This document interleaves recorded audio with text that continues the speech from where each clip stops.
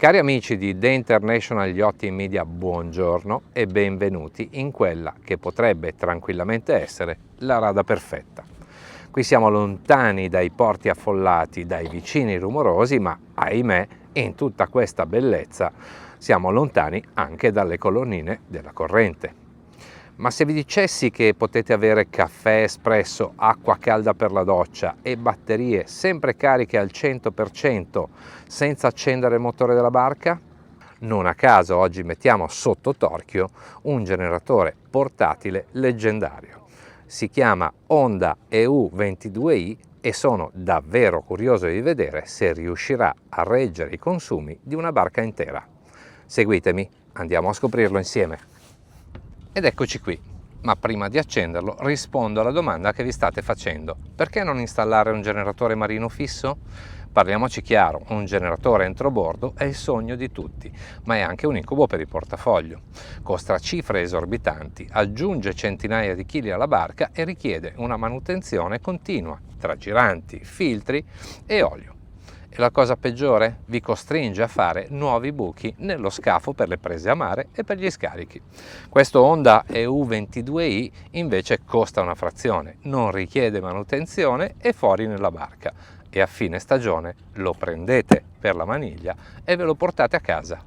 Ma entriamo un attimo nel tecnico. Questo generatore pesa pochissimo, circa 21 kg a secco, e sotto questa scocca rossa batte un motore Honda GXR 120 a 4 tempi da 121 cm3, un motore famoso per essere un vero mulo, letteralmente inarrestabile.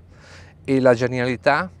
È un generatore inverter a giri variabili. Questo significa che adatta i suoi giri al consumo reale, quello richiesto al momento, con grande risparmio in termini di consumi, ma anche di emissioni sonore. Grazie a questo accorgimento e ai suoi 3,6 litri di serbatoio, la sua autonomia può arrivare ad oltre 8 ore. In pratica consuma davvero pochissimo. La centralina eroga inoltre un'onda sinusoidale pura, sicurissima per l'elettronica della barca.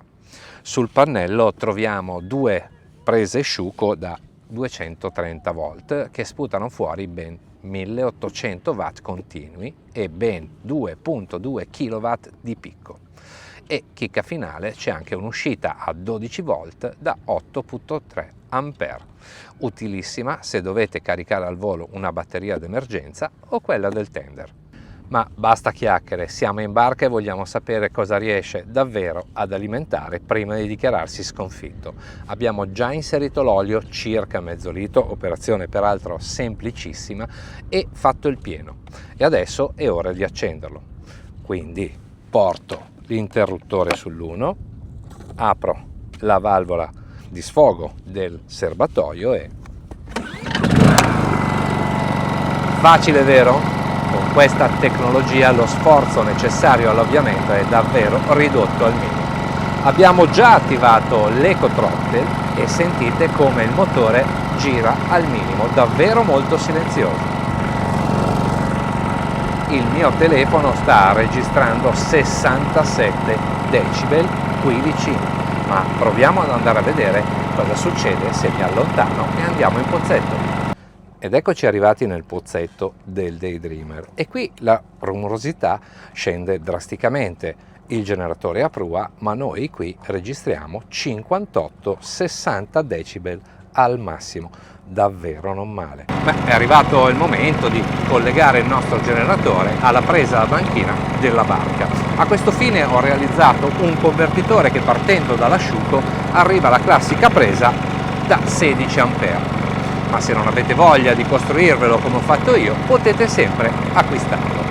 Quindi ora colleghiamo la nostra presa da 16 ampere, inseriamo l'asciugo nel nostro generatore ed ora procediamo per livelli e vediamo come si comporta sotto carico. Seguitemi al quadro elettrico.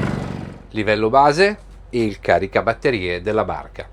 Il nostro assorbe circa 700 watt, quindi tiriamo su il suo interruttore, il nostro generatore ha sentito la nostra richiesta, si è attivato e il nostro caricabatterie in questo momento sta erogando 57 ampere, mentre il nostro amico generatore lì fuori ha aumentato di poco i suoi giri e ovviamente non fa ancora una piega, è ancora molto silenzioso. Qui all'interno della barca praticamente non lo sentiamo, ma andiamo a controllare cosa succede là fuori.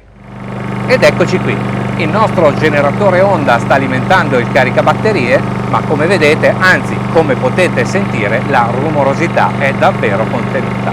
In questo momento sto registrando 74-75 decibel, ma torniamo giù e visto che questo carico gli fa il solletico, vediamo di mettere in difficoltà davvero il nostro generatore. Ma ora lo mettiamo davvero alla frusta. Aggiungiamo il boiler dell'acqua calda, altri 1200 watt, Starlink che consuma ben 50 watt, l'alimentatore del mio Mac da 85 watt e il caricabatterie del motore elettrico del nostro tender che assorbe ben 120 watt. Siamo quindi a un totale di ben 2155 watt complessivi. I 2200 watt di spunto dell'inverter adesso devono incassare questo duro colpo. Andiamo a vederlo.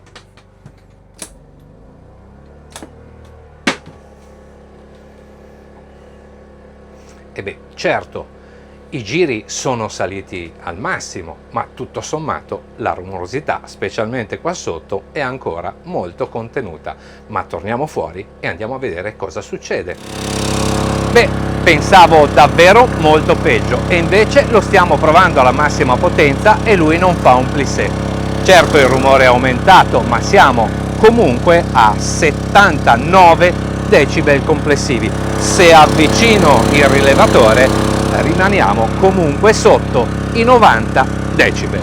Una rumorosità più che accettabile per tanta comodità. Va detto che nella situazione reale lo utilizzeremo probabilmente utilizzando caricabatterie e boiler in tempi diversi e non sotto il massimo sforzo come stiamo facendo noi ora. Ma adesso spegniamolo perché voglio parlarvi di una cosa veramente importante. Ed ora la cosa più importante di tutto il video, la sicurezza. Mai, e dico mai, usare un generatore portatile all'interno della barca, in un gavone o in salamacchine. Il monossido di carbonio è letale ed inodore. Si usa sempre e solo all'aperto, lontano dai passaruomo e dagli oblò, che è meglio tenere sempre chiusi. La sicurezza viene sempre prima di tutto. Se siete quindi alla ricerca di un modo alternativo ai generatori entrobordo per ricaricare le vostre batterie e godervi molte comodità quando siete in rada, ma non volete occuparvi di altra manutenzione o di affrontare la spesa e la complessità di un generatore entrobordo, allora Honda EU22i è certamente la soluzione che state cercando. Affidabile, silenzioso e quasi totalmente privo di manutenzione è il modo migliore per non avere nessun problema in vacanza. E voi come gestite l'energia quando siete in rada? Fatecelo sapere nei commenti, lasciate un like e se il test vi è piaciuto iscrivetevi al nostro canale.